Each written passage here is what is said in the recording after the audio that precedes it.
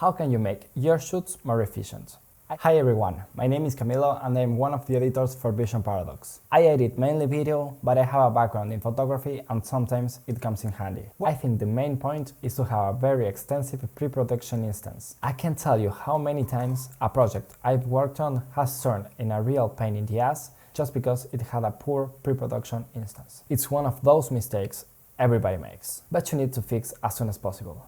If not, it will make you lose time and money. I ask myself that every shoot, because even having a game plan. But here's what I have done. One is have a treatment ready. Well, shoots is very, very broad here. So I'm just gonna assume it's some sort of production, like film shoot or music video shoot. So here's what I do to try to kind of be more effective and efficient. One is have a treatment. Two is have a kind of a storyboard or kind of outline of what happens in the video. And from there, I prioritize, it depends on what the shoot is, I prioritize either the simplest shots first that require like little to no effort, and we can probably get it done and we can start building momentum. Or I also prioritize shots that require the largest number of people, because then we can get that complex mess out of the way immediately. So that outline gives me an idea, like, okay, I should prioritize these shots. Okay, depending on the wherever you're filming, I scout the location.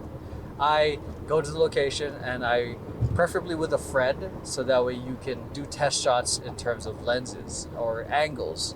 You can see like, okay, this looks good on 18, this looks good on a 50. That way you kind of answer these questions beforehand, so that way when it comes time to shoot, you know what you want to do. Or you can also do camera moves to see what you like. And this is what we do for what Vision Paradox does when we're doing Vision Temper Tantrum. We scout, we do a lot of camera tests, and then what we also have recently implemented is we do 3D scans from Polycam, and we scan the area, and then we talk about it online, and then we start planning out potential camera moves. Not only that, we also try to plan out potential lighting setups and where we can put it, so that way it's not in shot, and then when we get to location, we know exactly where to put the lights, we know exactly how the camera moves are, we know exactly what shots need to be done first. Yeah, so there's a lot. And then also with that, a lot of communications. If you're working with a team, you want to communicate as much as possible with your team. So tell them exactly, like, here's what we're doing for this shot, here's what we're doing here. Because at least for me, I feel like over communication is going to be useful. To add to that, have a proper call sheet, like it kind of giving the game plan of what's happening. So here's the shots we're doing first, here's second, boom, and then there's a lot of steps I do in terms of like pre-production to make sure that once we'll do step on the set, once we're filming, we try to be as efficient as possible. And even with all that planning, shit does happen. Like sometimes, like planning, like especially if you're working with like lights, just changing that around, changing the lens, that takes time. And like sometimes the talent ends up waiting for a little longer. So I would say, like, however long you think a shoot's going to be, if you think it's going to be like a 3-hour shoot, I would just say double or even triple it, because you don't know what's going to happen. So I would say safely double it. So for a 3-hour shoot, I would say freaking 6, just because, again, I don't know how big the crew is going to be. I don't know who you're working with, what it is, but you never know. It becomes, so it does feel nice having that little extra buffer time, and also does feel nice to not feel like you're having to rush to get the shot. And then just also that from there is also like what to add to the whole conversation of things that could potentially go wrong. You know, that's something to try to plan out. Like, what happens if the talent is late?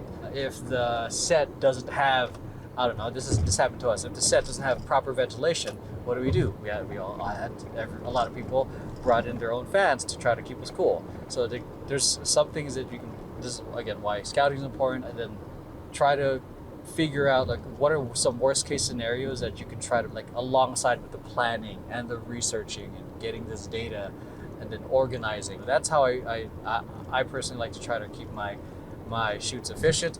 It is a lot of things to set up, but I'd much rather have a lot of things set up beforehand than be surprised. There's a stoic saying, like, the blow that hits the hardest is the one that's least expected. So, and in the middle of the shoots and you're trying to coordinate so many things, it can, you want to be focused, and you want to be able to move forward, and you want to be able to be flexible and call shots quickly. And then it's trickier if there's a lot of information that you didn't know or you overlooked. So, and if you plan ahead for as much as possible, you're not going to solve 100% of problems. Maybe you get 60, 70.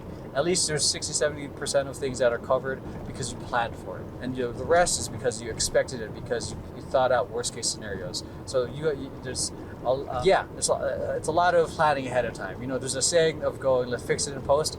Fucking fix it in pre-production. That way it's not a pain in the ass trying to fix it in post, because now you're like, oh, I should have done this,